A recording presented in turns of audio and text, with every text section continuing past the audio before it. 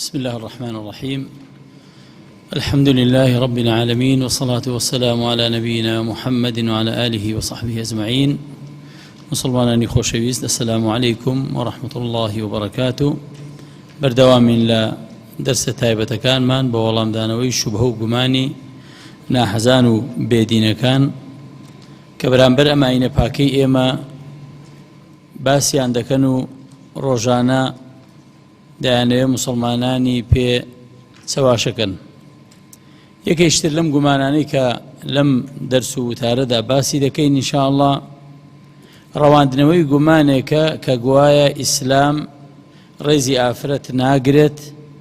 و ئافرەتی وەکو نیوە مرۆڤ حساب کردووە. ئافرەت وەکو نیو مرۆڤ، وەکو نیو پیاو حسابی کردووە. بەڵگەشیان لەسەرم قسەیە دەڵێن ئەوە تا لە بەشایەتگرتنە خوای تەعالا فەرموویەتی ئەگەر دوو پیاو دەست نەکەوت با پیاوێک و دوو ئافرەت بێت، کە لە سوڕەتی بەقەڕەدا لە گەورەترین ئاەتی قورئاندا کە بە ئاەتو دەین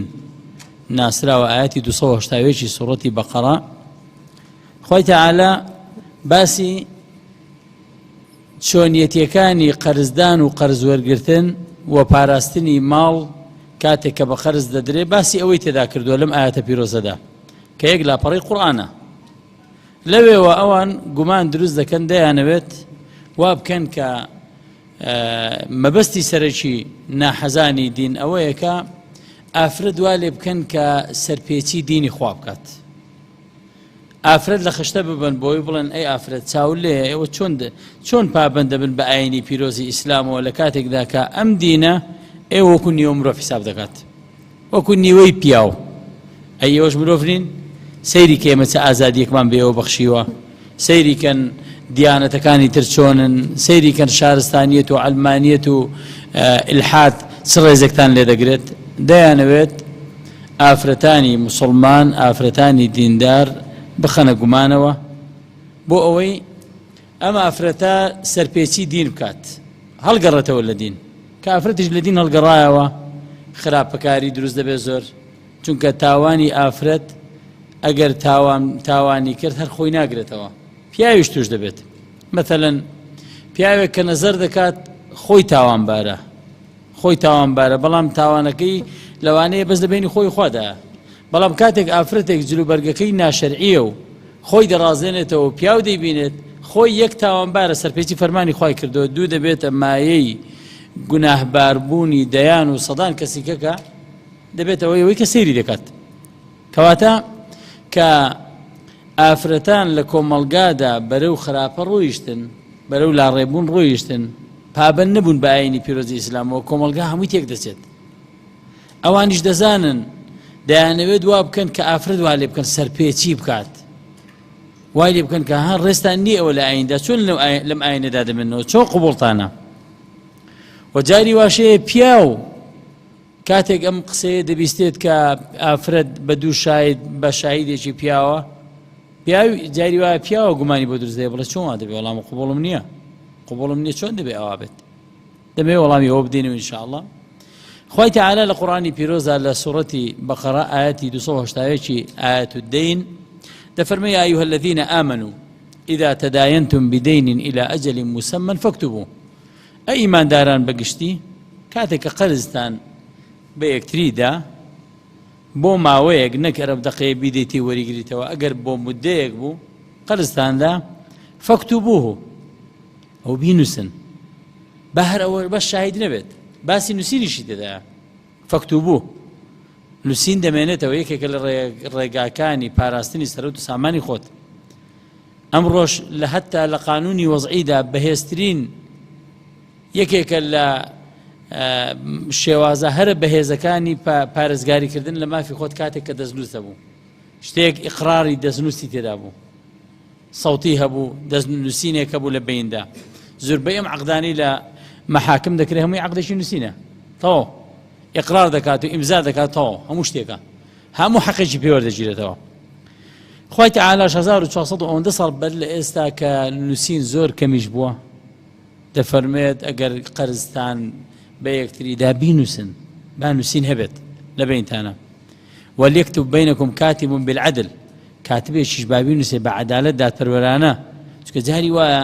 کتابەکە کە دەنووسرێ لەوانەیە کاتبەکە بەلایەکی تردا بیبە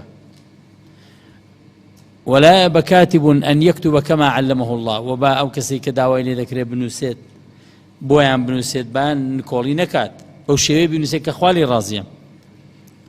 إنجا دواي أوا أتكدر جبا همي لسري نروم تاد كما أوشو إنك خوي تعالى دفرمي واستشهدوا شهيدين من رجالكم ولا قالوا سينشا بعدو شاهد لبياوان بيان كان بشاهد بو خرزكانتان بيان كان بشاهد فإن كان الذي عليه الحق سفيها أو ضعيفا أو لا يستطيع أن يمل هو فليملل وليه بالعدل واستشهدوا شهيدين من رجالكم فإن لم يكونا رجلين فرجل وامرأتان أقر دو بياو دزنكوت أو با أفرتي بياو يكون دو أفرت بيت أما شويني قمعنك يا أخوي تعالى دفرمي با بياو يكون دو أفرت بيت ممن ترضون من الشهداء همو شاهدي شجنا لو أنا دبيا ودسكيش أنا كي شاهد خمس سكايتيني ببياوش بو كلا دقيقة جوان ولبيته وتيدقي ليرة دا ما بس إهانة كردنو بكم قرتني أفردني للموضوع هذا حتى لبياوانيش دا فرمي أوان بكنا شاهد ممن ترضون من الشهداء أواني كشاهستن من الشاهد نقبل ورا شاهدين بودا شاهدين بودم وكل ما حاكم جاري وادي بيني محكمة كان ذا شيء شاهد رنابي ليش كسر ذكرت الله شاهد بوده وشاهد يشد بوده ناش زانتيه الدين داونيه أن تظل إحداهما فتذكر إحداهما الأخرى توان ختي بجيرا بين تقريبا هشتم دير بيت حوتما هشتما بو أفرتان دو أفرت بن خوي تعالى حكمتك باس كردو ده فرمي أن تظل إحداهما نوقيك شيان بيري سيتوا لم دو أفرتانا شاهدي تجيب ودواي دو صال سي صال تر مثلا بيدا وتريد بيري سيتوا أن تظل إحداهما فتذكر إحداهما الأخرى بو أوي يكي كان بير دومي بخاتوا لدو أفرتا كان بيري خاتوا بيك وبوين شاهدي من ده بوشوي ولا يأبى الشهداء إذا ما دعوا تاكوتاي إن جاء لقل أول شيء لكوتاي بيش كوتاي دفرميتي خوي تعالى دفرمي إلا أن تكون تجارة حاضرة تديرونها بينكم أجر تجارة شي حاضر بو شاهدي نابت مثلا دسي دكان دارك موبايلك ذكرت موبايلك أنا خوي تعالى دفرمي بيستي بشاهد نية دو شاهد بينه وبارك وبينه سنون أخر ما دام كرنو فرشنشي دائمي بقرز نية بقرزي تدانية دين نية أو بيستي بسينية بيستي بشاهد وبكتابة وبمزورشتان النية فليس عليكم جناح ألا تكتبوها هيك بيوسنا كاتبينوسن وأشهدوا إذا تبايعتم بلا ما قال كرنو فرشتين شتان كر شاهد بقرن بيكن كارشي باشا ولا يضار كاتب ولا شهيد وإن تفعلوا فإنه فسوق بكم واتقوا الله ويعلمكم الله والله بكل شيء عليم أما آتكيا وجدتوان بقرنا وسري جوانت التفسير كيف بخوانوا أوي كزانان زاناني إسلام لم بارو باسيان كردوه دفرمون أم آتا ياسايق نية بو قاضي بو قضاوتي بيبكات سيري كان إما دو جور أوامر فرمان من هي آية أما بريتين الأم آتي دين آتي قرز آتي صوش دايش سورة بقرة كباسي أو ذكات كأجر دو بياو دزنك ودم بياو كدو آفرد بيت آية وبو قاضي كان إيشي بيبكن زربي محققين لزاناني تفسيرو زاناني إسلام دفرمون أم يا آيات يقني بو قضاوة كردني قاضي كدبي إلا أجر دو شاهدي بياوي دزنكوت نابي بياوي كوجنك بيت إلا دي بياوي كوجن بيت دفرمون أم آيات بو بيا خلق كيا كاتك قرزي خوي داد بو أوي مالكي بارزراو بيت خوي تعالى إرشاد ما عندك رينوني ما عندك بو باشترين شيء أوشتيا بينوسن با شاهدتان هبت دو شاهدي بياو أجر نابا شاهدي بياوكو دو أفرد بها بيت لو دا إرشاد كردنا بو باراستني حقوقي خومن نك بو قاضي ئەمە جیاوازەکەی چی ئەم قسەیە کە من دەیکەم جیاوازەکە لەوەدا واتە قازی لە کاتێک کە قەزاوەت دەکات قازی ئیسلام بە هیچ جۆرێک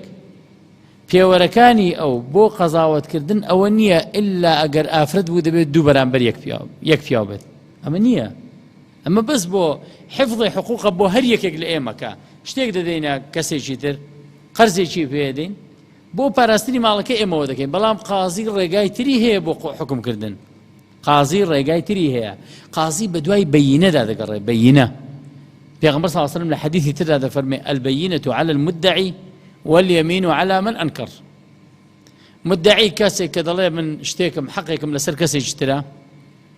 لەسەر ئەو کەسەی کە شکایەتی کردووە کە پێی دەوترێ مدعی لەسەری پێویستە بەیینەی لەبەردەستدا بێ بەیینە لە بەیانەوە هاتووە ڕوونکردنەوە ڕۆشنکردنەوە دەبێت ئەوەندە بەڵگەی بەدەستەوە بێت کە ڕاستی قسەکەی خۆی ڕوونکاتەوە نەیفەرمووە الإشهاد على المدعي أو الإتيان بالشاهدين على المدعي پیغمبر صلی الله علیه و سلم فرمه پێویستە لەسەر مدعی لەسەر ئەو کەسەی کە شکایەت دەکا دوو شاهید بێنێ فەرمووی چی فەرمووی دەبێ بەیینە بێنێ بەیینە واتە بەڵگەی وا بێنێ کە ڕوونی بکاتەوە اینجا بەڵگەکان ئەوانەی کە لە ئیسلامدا لە قەزاوەتدا ئیشان پێدەکرێت پێیان دەگوترێت بەیینە زۆرن جاری وا هەیە قازی بە یەک پیاو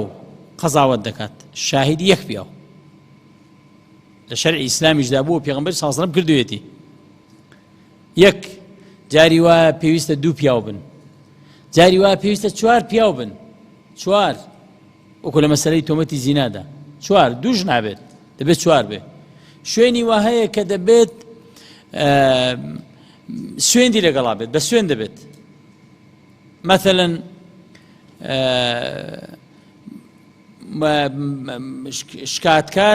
شکاتکار شایدی نەبوو لەسەر ئیشەکەی خۆی بە قازی چ دەڵێ قازی ئیسلام داوا دەکات دەی باشە کە تۆش داوای شتێک دەکەی دەڵێ من پارەم لەسەر فڵانە کەسە شایدت نییە هیچ بەڵگەت نییە نەوەڵا بەڵگەم پێ نییە بەڵام بەخوا وایە لەسەرەتی سوێند بۆ تۆ نییە سوێند بۆ من نییە کە قەرزم لەسەر کەسێکە بڵێم بەخوا ئاخرە من سوێندی لەسەر دەخۆم بۆم نییە بەڵام بۆچێ سوێند هەیە بۆ بەرامبەرەکەم کە دەڵێم قەرزداری منی ئەگەر من شایەدم نەبوو یاخود بەیینم نەبوو بەڵگەم نەبوو لەسەر بۆ پشت ڕاستکردنەوەی ئەو قسەیە کە دەیڵم ئەوە بەرامبەرەکە دەبێت حەقی ئەوەیە کە سوێند بخوا واليمين على من أنكر سوێند بخوا شایدن نییە نەخێر شایدم نییە دەی کاکە تۆ سوێن دەخۆی کە پارە لەسەر نییە کە سوێندی خوار وتی پارەم لەسەر نییە ئەوە تەواو نەجاتی دەبێت و هیچ حەقێک بۆی نییە بۆم نییە هیچ حەقێک داواکەم جاری وا هەیە لە قازی کە قوضات و لە کتوبی فقهاءدا باز دەکرێت مەثەلا من شایدم نەبوو بەڵام بەرامبەرەکەشم ئامادە نییە سوێند بخوا بەرامبەرەکەم ئامادە نییە سوێند بخوا قازی کە پرسیاری داوای لە من کرد شایدم هەیە کاکە تۆ شایدت هەیە کە دەڵێ قەرزم داوەتە فڵانە کەس دەڵێم هیچ شایدێکم نییە دەی باشە ئەنجا ڕوو لەو دەکات تۆ توانی سوێند خۆی کە قەرزداری ئەو نیت کە کابرا وتی نەخێر نەوەڵا سوێند ناخۆم یەکسەر قازی گومانێکی بۆ دروست دەبێت دەگەڕێتەوە جارێشتر گومان دروست دەبێت آخر بۆ سوێند ناخۆیت تۆ حەقی خۆتە بۆ خۆت پاک ناکەیتەوە کە پاشی نەکردەوە ئەمە لە شەرعا پێی دەگوترێت نکۆڵی دەکات لە سوێند خواردن کە سوێنی نەخوارد ئەو کاتە نکۆڵیکردنی ئەو شاهیدێک ئەگەر یەک شاهیدی هەبوو بە شاهیدێک دەبێت یاخود جاری وایە لە شەرعا دروستە نکۆڵیکردنی بەرامبەرەکە و سوێند خواردنی مدعی دەبێتە بەڵگە بۆ ئەوەی کە قازی فتوا بدا لەسەری قەزاوەتی لەسەر بکە لە ئەسڵا بۆ من کە قەرزدەرم بۆم نییە سوێند خۆم جاری وایە چکە ئێمە زۆر جار وا دەکەین دەڵێن کاکە جەنابی قازی وەڵڵا سوێندت بۆ دەخۆم پارەم داوەتێ هیچ مافی سوێند خواردنم نییە من جارێ من ئەوەی کە لەسرم پێویستە دەبێت بەیینە بێنم بەڵگە نووسراوە ئقرارکردنێکی دەستنووسە بەدەم بێت یاخود شاهیدم هەبێت ئەوانە پێیان دەوترێت بەیینە ئەگەر نەمبوو بۆم نییە بە سوێندیشی خۆم بسەپێنم سوێند بۆ شێیە بۆ بەرامبەرەکەمە کە دەڵام قەرزدارمە ئەگەر ئەو سوێندی نەخوارد وتی سوێند ناخۆم قازی گومانێکی تری بۆ دروست دەبێتەوە بۆ سوێند ناخۆیەدی کە قەرزدارنی گومانێک دروست دەبێتەوە زۆری لێ دەکات دەبێت سوێن بخۆیت نکۆڵی دەکات کە نکۆڵی کرد ئەو کاتە دەکرێت قازی کە لە وەزعەکە تێگەیشت تا ڕادەیەک بەڵگەی هەندێک بەڵگەی تری کەوتە بەردەست بەڵام بەڵگەی بەهێز نەبوون ئەو کاتە دەکرێت قازی بە پێی حاڵەکەی خۆی بینینی ئەو قەزیەیە بڵێ دەی مدعی تۆ سوێن بخۆ مادام ئەو نکۆڵی دەکات نکۆڵی ئەو زائیدەن سوێن دەکەی تۆ بای ئەوە دەبێت کە قەزاوەتی لەسەر بکرێت کەوە ئەوانە بۆچی باسم کرد لە شەرعی ئیسلامدا بۆ ئەو وەسائلانەی کە قازی بەدەستێتی بۆی قەزاوەتی پێ بکە ئەوە نییە کە دائیم دەبێت دوو ئافرەت بەرامبەر پیاوێک بێت ئەمە نییە يعني هەتا شێخ الإسلام ابن تەیمیە تقریبا دەلاپەڕەیەکم لەسەر ئەوە هێناوە بۆتان شێخ الإسلام ابن تەیمیە ابن القەیم ڕەحمەتی خوا لێبێ کە دوو زانای محققی گەورن لەم مەسەلانەدا ئەوانیش بە هەمان شێوە دەفەرمون ئەم ئاەتەی سوورەتی بەقەرە یاسایەک نییە بۆی قازی ئیشی لەسەر بکات واتە لە کاتی قەزاوەتدا ئیلا دەبێت ئەگەر دوو پیا و شاهید نەبوو ئیلا دەبێت شاهیدێکی پیا و دوی ئافرەتە بێت دەکرێت پیاوێک و ئافرەتێک بێت دەکرێت یەک ئافرەت بێت یەک ئافرەت بێت بەپێی چی بەپێی قەزیەکان قەرائینەکان قەرینە ئەم قەرینانەی کە لە مەسەلەکەدا هەیە قازی زۆر بە فراوانی بە عەقڵانە بیر لە مەسەلەکە دەکاتەوە ها سەیری کە جاری وایە لە سەرەتا سوێن بۆ مدعی نییە بۆ شکاتکار بەڵام دوای قازی کە لە قەزیەکە وردەبێتەوە جاری وایە سوێن دەداتەوە چێ دەیداتەوە شکاتکار کەواتە وەزعەکە پێویستی بە چییە لە شەرعدا لە قەزاوەتدا پێویستی بە بەینە واتە بەڵگەی ڕوونکەرەوە و سەلمێنەر کە ئەم ئیدعای مدعی دەیکە ڕاستە بۆیە ئەگەر بڵین وەڵا ئاخر ئافرەت بەکەم سیر کراوە لەبەر ئەوەی ئەوە تا لە مەحکەمەکاندا هیچ کاتێک ئافرەت وەکو پیا و حسابی بۆ ناکرێت دەڵێن ئەمە لە دین داشتیوانیە دین و ئاەتەکەی سوورەتی بەقەرە ئەوە ناڵێت ئاەتی سوورەتی بەقەرە بۆ حاڵەتێکی زۆر تایبەتە بۆ حاڵەتێکی زۆر تایبەتە ئەگەر لە شوێنێک بوویت و قەرزت دا و قەرزت بە کەسێک دا و شاهیدت دەست نەکەوت ئەوە با دوو ئافرەت بن بۆچی حکمەتەکەشی وتووە دەفەرمێ ئەن تەضیل إحداهما فتذكر إحداهما الأخرى لەوانەیە بیری بچێتەوە ئەوی تریان بیری خاتەوە زانایان دەفەرمون لەبەر ئەوەی ئیشی ئافرەت حسابات نییە لەوانەیە ساڵشتر لێی پرسرێتەوە لەبیری نەبێت نەزانێت ئێستاش ئافرەتی وایە لەگەڵ ڕێزم جارە پێشەوەی لایەنە لاوازەکانی ئافرەتەکان بڵم با لایەنی زیرەکی بڵم لەوانەیە لەم کوردستانەدا ساڵانە یەکەمەکانی کوردستان ئافرەت بێ کچیشی ئافرەت بێت کەواتە مەرج نییە ئیلا هەرچی ئافرەتە هەر هەمووی یادەوەری و زاکیری خراپە و هەرچی بیاویشە یادەوەری زاکیری باشە بەڵام شتێکی تر لە عارادا ئەویش ئەوەیە ئینسان دائیم لەو شتانەی کە زۆر لەگەڵی دەژی ئیشی خۆیەتی پیشەی خۆیەتی تێیدا زیرەکترە ئێستا ئافرەت لەو ئیشانەی کە زیاتر ئافرەتێک ئافرەتی ماڵەوە بوو لە ئیشی ماڵەوە زۆر زیرەک و وریاتر لە پیاو لە ئیشی ئەو شانەی کە وردەکاری پێدەوە ناو ماڵی پێدەوترێ بۆ چونکە لەوێ ئەو لەم ژینگەیەدا ئاژی ئەگە ئافرەتێک ئیشی ماڵەوە نەکا نەزانێ هەلکەڕۆنێک حاضر بکات بەڵام مهندسەیەکە ڕۆژانە حساباتی تەدقیقی نازانم دەیان و سەدان دەفتەر دەکات ئێوە زیرەکە خۆی ئەمە چی لەوانێ بە سەد پیاویژەکەوە زیرەک نەبن بۆیە هەتا شێخ الإسلام ابن تەیمیە ڕەحمەتی خوا لێبێ و ابن القەیم و زانایانی تریش دەفەرمون هەتا کە دەفەرمێ خوای تەعالا دەفەرمێ ئەگەر یەکێکیان لە بیری چۆ بۆی بیری خاتەوە دووەمیان بۆی بیری بخاتەوە ئەمە هەر خۆی بەڵگەیە لەسەرەوەی دیارە هەموو ئافرەتێک لە بیری ناستەوە ئەوە تاگەیەکیان لە بیری چۆ ئەوی تر بیری خاتەوە کەواتە مەرجی هەموو ئافرەتێک بیری چێتەوە وانە مەرجینی هەموو ئافرەتێک بیری چێتەوە و ئەم وەزعەش وەزعی بیرچوونەوە و لە چیدات پەیوەندی بە ئەم ژینگەیە هەیە کە تۆ تێیدای ئافرەت لەوانەیە پیاوی وایە لەوانەیە حساباتی ئێستا نەزانێت مەسەلەن 5 و 6 چەند دەکات پیاویشە وانە نازانێت حسابات ئینەی کردو فەقیرە لەوانەیە لە ژینگەیەک بێت ئافرەتی واشمان هەیە ئێستا حساباتی تریلیۆن و چی وها لە پەرلەمانەکە دەبینی جاری وە ئەندامی دارایی لەوانەیە ئافرەتێک بێت ڕقەمی وات پێ دەڵێ پیاو نایزانێت چییە کەواتە مەرج نییە ئەم وەزعانە گرنگ ئەوەیە ئێمە ومانان کە وەکو مسلمانێک کاتێک قەرز دەدەین دەبێ خوای تەعالا ئێرشادمان دەکا بۆ ئەوەی بە باشترین شێوە ماڵەکانی خۆمان بپارێزین. بە باشترین شێوە چۆنە؟ هەوڵ بدە باشترین پیاوی زیرەک هەڵبژێرە. هەموو پیاوێکیش مەکە شاید. پیاوێک بەیانی نازانێ چی خواردووە کاکەمەی کە شاید. چ جای ئەوەی مۆزوعەکە پەیوەندی بە ئافرەت و پیاوە بێ؟ ئافرەت و پیاو نییە. زانایان فەرموویان ئەمایەتە ئیرشادە نوسحە بۆ چێ؟ بۆ خەڵکی بۆ ئەوەی چۆن ماڵەکەی خۆی بە باشترین شێوە پارێزێ. ئاەتەکە یاسا و ڕێسان نییە بۆ قازی بۆ ئەوەی ئیشی پێ بکات. کەواتە لە قەزاوەتدا یاساکان و پێوەرەکان بۆ ئەوەی بەیینەی پێ بچەسبێت بەڵگەکان بچەسبێ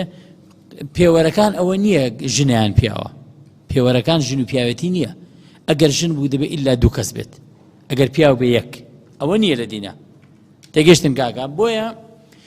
بە پێی شوێنەکانیش دەگۆڕێت. بە پێی شوێنەکان بۆی هەیە ئافرەت لە هەندێک شوێنە بەس شایەتی ئافرەت دەیخوا ئەوەی کە ئیشی خۆیەتی پسپۆری خۆیەتی. ئێستا مەثەلەن ئافرەتێک بڵێ حەملم هەیە یاخود حەملم نییە یام لە کاتی عیددەدا پاک بۆتەوە یان پاک نەبۆتەوە هەمووی تەنها شایەتی چێ دەیخوا؟ هی پیاو نایخوا. تەنها دەبێ ئافرەت بێت. تەنها دەبێ ئافرەت بێت. ئافرەتیش کیفایەتە یەک ئافرەت. هەندێک شتیش تایبەتمەندی پیاوە. پیاوەکەی ئەیزانێ. ئەوە ناگەیەنێ بڵێ ئەوەی کڕین و فرۆشتن بێت و عەقد بێت هەمووی ئیشی پیاوە. نەخێن ئەمڕۆ گۆڕانکاری زۆری بەسەر هاتووە. ئەمڕۆ وای لێ هاتووە خوێندنە دراسەیە. ئافرەتی وایە زۆر زاکیرەی بەهێزترە وە خوێندوشێتی پسپۆری هەیە. لەوانەیە مەثەلەن ئافرەتێک لە مەسەلەی یادەوەریدا و چۆنیەتی حساباتدا زۆر بەهێزتر بێت لە پیاو. من کەسی واشم بینیوە ژن و مێردم بینیوە پیاوەکەی هەفتەیەک لەمە بەری بیر نەماوە ئافرەتەکەشی 7 ساڵ لەمە بەری و بیرە. کەواتە دەکەوێتە سەر چی؟ دەکەوێتە سەر یادەوەری و وە پسپۆری خۆی بۆ میشە. بۆیە ئەوەی کە تا ئێستا من وتومە و دەمەوێت بە پوختی ڕوونی کەمەوە بۆتان ئاەتەکەی سوورەتی بەقەرە ئامۆژگاری و ئیرشاد و ڕێنوێنیە بۆ ئێمە مسلمانان بەگشتی بۆ ئەوەی بە باشترین شێوە ماڵەکانمان بپارێزین. ئاەتەکە یاسا و ڕێسان نییە بۆ چێ ڕێیاسانیە کە ئیشی پێ بکات؟ بۆ قازی ناسێ لەسەرەوە ئیش بکات بڵێ مادام بڕۆ دەرەوە کەسێک بڵێ من خەرزم لەسەر فلانە کەسە بەڵام پیا و ژنێک شاید بن بڵێ بڕۆ دەرەوە دەبێت ئیلا دوو ژن بێت مادام دوو پیاوە نییە. نە ئەوە نییە. بەڵکو قازی بە دوای هەموو کاتێک بە دوای شاهیدی ژا ناگەڕێ. بە دوای شاهیددا ناگەڕێت. بە دوای بەیینەدا دەگەڕێت. بەیینە هەموو شێشی چەند جوانە چەند گشتگیرە لە پێغەمبەر صلی الله علیه و سلم فەرموویەتی البەیینەةو علی المدعی.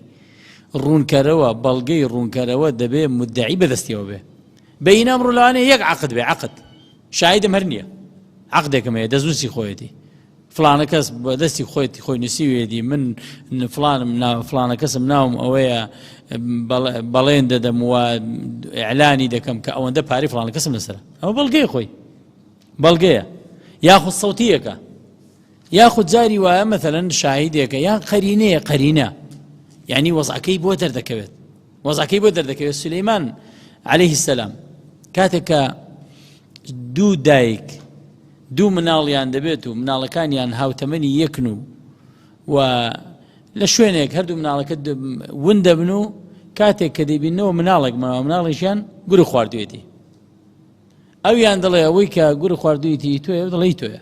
ئەوەی ماوە تۆی منە تا بۆ لای سولەیمان دێن بۆ لای داود دەچن عەلەیهی السەلام دوای بۆ لای سولەیمان دێن. سولەیمان زۆر هەوڵیان لەگەڵ دەدات هیچی خۆشاییدی نییە خۆ قەزاوەت چۆن بکە شاهیدی نییە و سوێندی شەر دوو لا سوێن دەخۆن ئەو دەڵێ منە و دەڵێ ئەوەی ماوەی منە. سولەیمان عەلەیهی السەلام دەفەرمێت دەی باشە مادەم هەر وایە مناڵەکە لەت دەکەینی چی لە تێکتان یەکسەر دایکێکیان دەڵێن نا بە قوربان ئەی پێغەمبەر سولەیمان بەخوای من نییە ئەو مناڵەی من نییە دەی دەڵێ ئەنجا هەڵیگرەوەی توێ ئەوە دەرکەوتی توێ چکە دایک کە زانی مناڵەکەی سەر دەبڕێ و لێت دەگرێ دەڵێ بە هەر بمێنێتەوە قەی ناکە. یەکسەر ئەمە قەرینەی پێدەوترێ قەرینە نە شایدی تێدایە نە ئیقراری تێدایە نە هیچ شتێک بەڵام بە شتێک بۆی دەرکەوت بە شتێک بۆی دەردەکەوێت کە قەزاوەتەکە بۆ شێوێت بۆیە قەزاوەت عەقڵێکی فراوانی دەوێت تێگەیشتنێک دراسەکردنی وەزعەکە بەگشتی جاری وایە لە ڕوخساری کەسەکە شتێک دەخوێندرێتەوە لە ڕوخساری هەر بۆیە سەیریکەن سوێند خواردن بۆ شکاتکار نییە بەڵام کە گەیشتە ئەوەی کە شکات لێکرا وتی من سوێن ناخۆم یەکسەر قازی وەزعەکەی تۆزێک بۆ ڕوون دەبێتەوە دەڵێت بزانەوە سوێنە خوات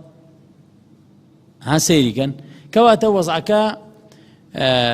قازی وە لە قەزاوەتدا لە شەریعەتی پاشی ئیسلامدا ئافرەت بە نیو کەس حساب نییە و بە شایدی لە نیو حساب نییە بەڵکو بۆ ئەوەیە بیری خاتەوە خۆکوە ئاەتەکە کە دەفەرمێ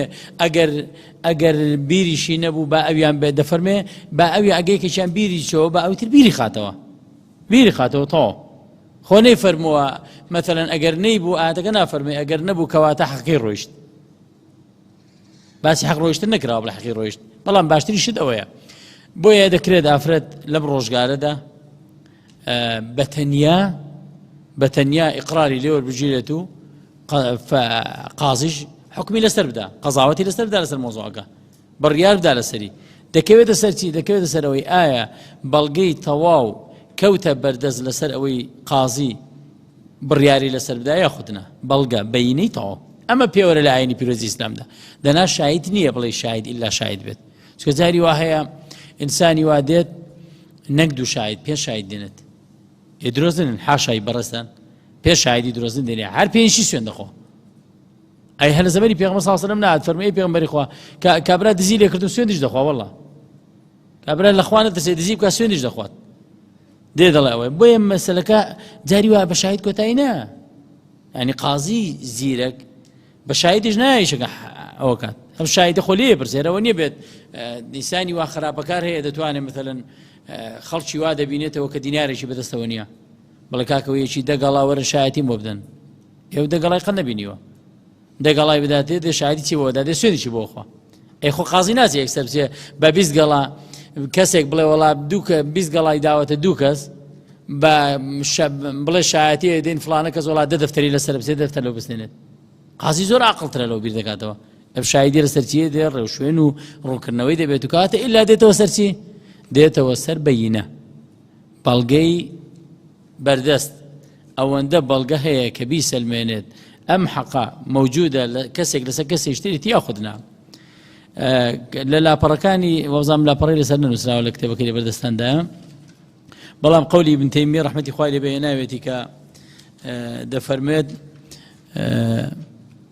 یەک لەوانە هەر لە لاپەڕەی دووەمە دەفەرمێت البينة التي يحكم القاضي بناء عليها والتي وضع قاعدتها الشرعية والفقهية حيث حديث رسول الله صلى الله عليه وسلم البينة على المدعي واليمين على من أنكر إنجا باسي جوري بينة ذا كاد فرمي بينة بلغة لشرع دايان جاري واشوار شاهدة جاري وابنجا سويند بنجا سويند مثلا كسيك دو آواي دو گوند ناخوشيك لبينيان دا هيا یەکێکی گوندێکیان تاکێک کەسێک دەچێتە گوندەکەی تر و وەختێک لەوێ دەکوژرێت کەس نازانێت چییە کوشتوێتی دیار نییە چیە کوشتوێتی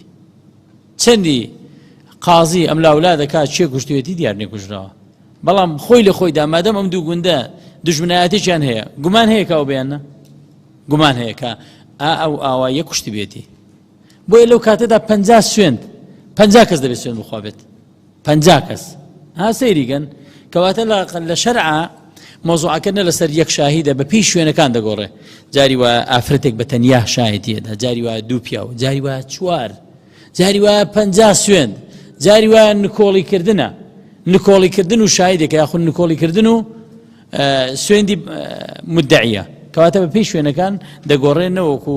هەموو کاتێک بڵێن ئەمە یاسایەکی گشتیە ئیشی پێدەکرێت لە شەرعدا لە هەموو کاتێکدا ئافرەت مثلەن